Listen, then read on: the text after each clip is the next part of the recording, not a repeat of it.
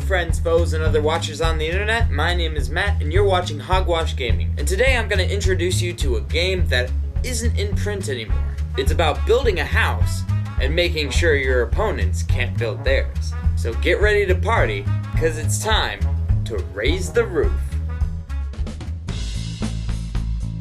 The goal of Raise the Roof is to build a house. And here's the blueprint. You need all these pieces to complete your house.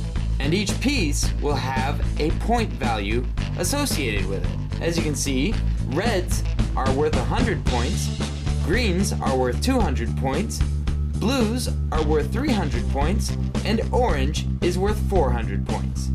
To set up the game, every player gets 7 cards, and we'll go over those later. After everyone has their cards, you set up the deck and the discard pile. Now gameplay goes something like this. You take a card, and you lay down a card. And just for clarification, you can draw from the deck or the discard pile. So I have 7 cards in my hand right now, so I'm going to draw from the deck. Now before I can lay any of my house cards down, I have to have a permit to build it. And what do you know? I have a permit right here. So I'm going to lay it down to my side. There it lies, my permit card. And that's my turn. I've drawn a card, and I lay down a card. And I end my turn with 1, 2, 3, 4, 5, 6, 7 cards in my hand. If you have more than that, at the end of your turn, then you have to discard them. So the other players have had their turns. It's my turn again. I'm gonna draw, and then I am going to lay down a house card. This is the dining room, and it's blue. So at the end of the game, I will have 300 points, if this stays here. I'll get to that part of the game in a minute. Once again, I drew and I laid down, and I have 1, 2, 3, 4, 5, 6, 7 cards in my hand. Another thing you can do is you can switch out pieces from your house for nicer ones, or worse ones, but I'm not sure why you do that. Of course, remember, at the end of your turn, you can only have 7 cards in your hand. That's basically how turns go.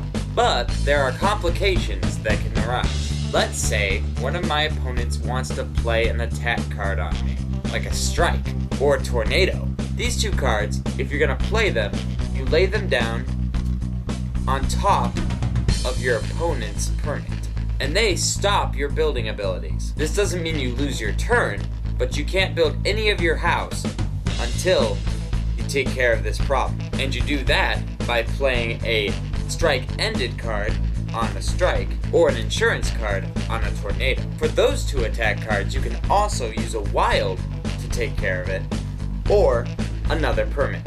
Both of those can also solve tornadoes and strikes. Wild cards can also be used to complete a room in your house, so you don't have to lay down that card.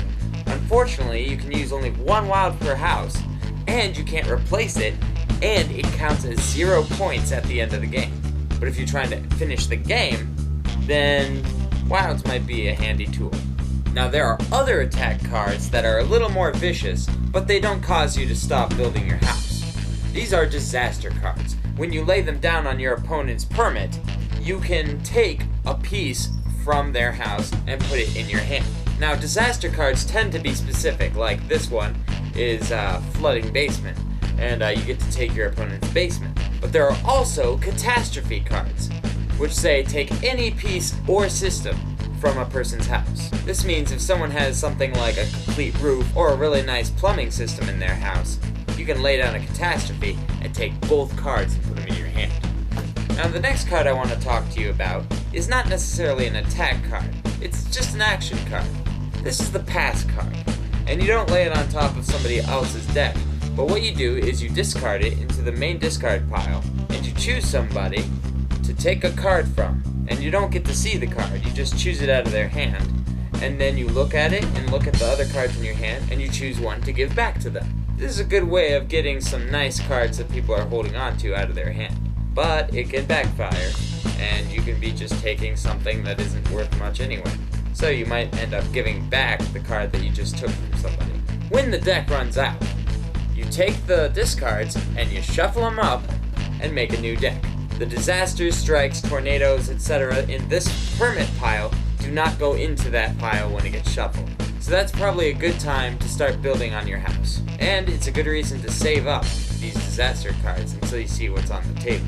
Once someone has completed their house, the game is over.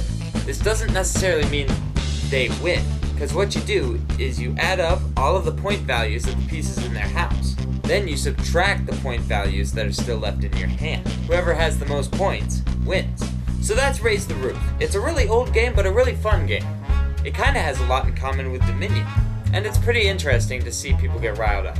If you haven't noticed, I like a little bit of competition in my games. But until we play next time, this is Hogwash, over and out.